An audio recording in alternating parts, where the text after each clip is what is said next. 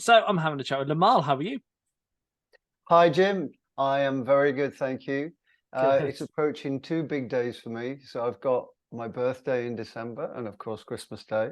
Yeah. Happy birthday for when that is. It's the 19th and it's too close to Christmas.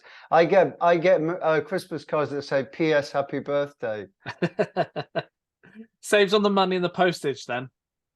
Yeah, and that's a good thing right now, isn't it? Oh yeah, absolutely. Now we are having a chat because we are starting to play your Christmas track, "One Wish for Christmas." Tell us a little bit about the Christmas single you've released.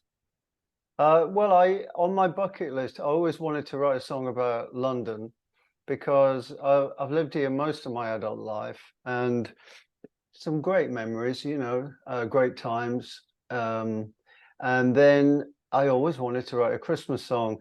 And the Christmas song I always thought will never happen because I just thought every possible angle into Christmas has been done. And we just hear the same stuff every year, and that's the only thing that people want to hear. Then I met John Nichol, one of the co-writers. There are three writers. The other writer is Ian Curnow, producer as well. And John is doing the Great American Songbook at the Savoy Hotel in London a couple of nights a week for quite a few years. And I was introduced to him, and we discovered he lived, we live around the corner from each other near Hampstead in London. And so we just got together and, we're talking, jamming around, coming up with ideas. And suddenly we combined London and Christmas, and it gave us that angle. And John is playing all these lovely jazz chords, and I'm singing melodies. We recorded everything, and it was on a little dictaphone. And I've still got all the recordings. Maybe one day they'll be valuable. I don't know. Yeah, sell the dictaphone in an auction. I'm sure it'll make some money for charity, I'm sure. Yeah, it'd probably be painful listening. I remember seeing an interview with George Michael, and he said, you don't want to hear the ideas on the way, because you do. You come up with stuff that's just dismissed. I mean, if I played you some of the early recordings of Too Shy with Kajagoogoo, it's the same thing. The just getting off the subject of the Christmas song, for example, I think Too Shy was the third recording. In the creative process, things happen, things can happen, great accidents happen. So you dig, you explore. Sometimes you get lucky with accidents. Things come quick, sometimes they're slow. But yeah, that's how the Christmas song came about. I met John Nichol from the Savoy Hotel, and I kind of wanted to do something that felt a bit old school because I love that genre. Yeah, for sure. And you've touched on Too Shy, so I'm going to ask you about it now. Did you realize at the time when you made it and released it, it was still going to be played and known by youngsters? I mean, what, 40 odd years on? What was your thought process at the time, and did you realize now it would still be played? Good question, Jim. Before I give you the answer, I'll tell you a story. In the early noughties, I did a theatre tour called What a Feeling, and it was called The Rock and Pop of Musicals. And it was a 9-month tour, 8 shows a week, touring the UK. I had a great time. And that was with Gwen Dickey, the lead singer of the 70s band Rolls Royce, American lady, black. And I asked her the same question about Car Wash, which she was doing in that show. And she said, are you kidding? She goes, I went to the producer, the songwriter, or what was his name? Whitefield, I think, somebody Whitefield. I said to him, who's going to want to hear a song about washing cars? and of course, the rest is history. And it's the same with Too Shy. I think that, we had no idea. We were incredibly young. You don't even know if you're going to have a hit at all. But whether it's going to have this amazing legacy 40 years on, I mean, you can't think that far ahead when you're that young. I was 23, you know, a child, really. um, but of course, and I've said this before. I remember the single came out on I think it was the 10th of January, because the record company decided to let all the Christmas stuff go by. It was very busy, blah blah blah, and so it came out the 10th of Jan, and in the December I was in the EMI building on Manchester Square in London, and one of the marketing guys, I think he was from the international department, pulled me aside in the corridor and he said, you know, he's giving me all this like corporate talk, and I'm a child, you know. I just listen to what they're saying and take it all in. They know what they're talking about. This is the record company. And he said, you know, he said, your first single, Too Shy, won't be a hit, but it will, you know, it will get the ball rolling. We're in it for the long term, you know, we're going to promote the album, blah blah blah. And I remember spending that first Christmas a bit disappointed, because I believe what he said. I thought, oh, our first single's not going to be a hit, and we've worked so hard on it, and Nick Rhodes from Duran Duran has produced it, and blah blah blah. But of course, he couldn't have been more wrong. Not only was it a hit, it was number one. Not only was it number one in the UK, but number one around the world, and top 5 in America. You know, every British artist wants to break America. That was amazing. And then, of course, the legacy of the song in terms of every 80s compilation used in movies, and a Walker's crisp set, and amongst other things. I think it was also in The Wedding Singer. Or was that Never a New Story? I forget. But that's another one of your big hits that the film people still watch today. Well, you know, if you can get associated with a song can be associated with a popular movie, then, you know, it's just like a win-win combination. I think it's the kind of movie that gets played on TV every Christmas in every country. So it reminds people of the song, but really, the movie is, I mean, it's not a Christmas movie, but it does appeal to a young audience. The song is played on all the sort of the oldies stations all over the world. And if you want to get really modern, on the Spotify playlist, on Spotify at the moment, it's 100 million plus streams, and that's been greatly helped by its use in Stranger Things in 2019 on Netflix, and a whole new generation of children are finding the song because the parents are going, I know this song. I liked it when I was young. So it's wonderful. Yeah, I'm sure. And you haven't really been releasing too much music of late. What's your plans? Are you hoping to be writing and releasing more music now going forward? Well, I have finished. I'm very close to finishing a new track. It depends, really. You know, I am slowing down a bit. I think I've earned the right to do that. I mean, I'm actually, I'm 65 this month. I can't believe it. So, but I still have to wait another year for that pension money, which would be quite fun. Get some of my money back that I've been paid all my life, hopefully.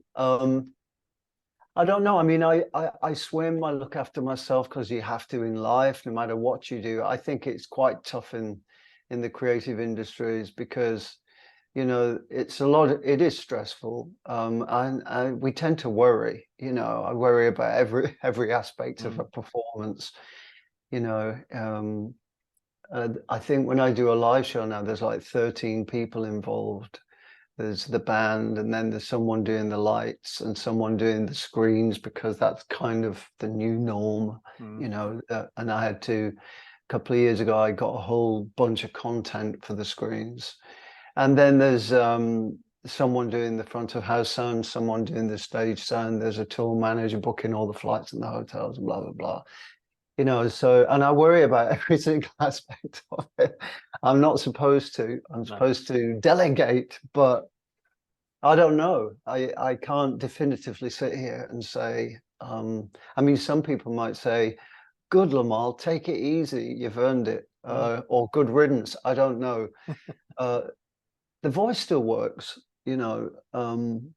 I still write song ideas down. It's almost every day I hear something and I get the phone out and write it in a note. If people are interested, we'll see. I really believe in quality rather than quantity. So I think I'd be happy if I just did one new track a year, because the old model of 3 singles from an album, I don't know if that's necessary anymore.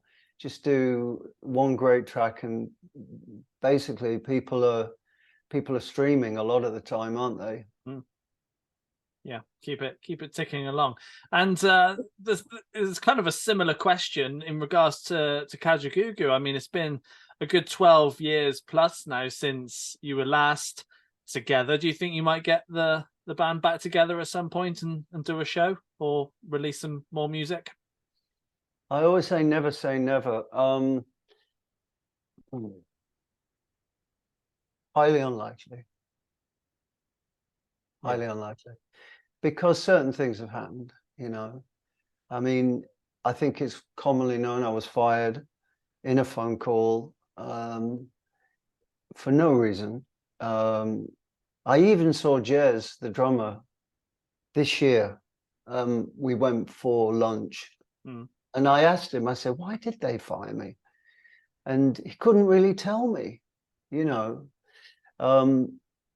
And then, of course, the other questions for me is, how long did they know? Were they planning it from the beginning? You know, there's so much that kind of eats away. And I don't even know if I want to open that door anymore. I don't need to, you know, financially or emotionally. People say, well, what if you were made an offer you can't refuse? I don't think so. No. I mean, Nick did an interview in the last 2 years, the bass player. Now, we all know he's a great bass player and he's a wild character, and everybody loves that bass line on the intro of Too Shy, you know. But when you put that aside, you've got to deal with people. And he said something in an interview and it became the headline. It really annoyed me.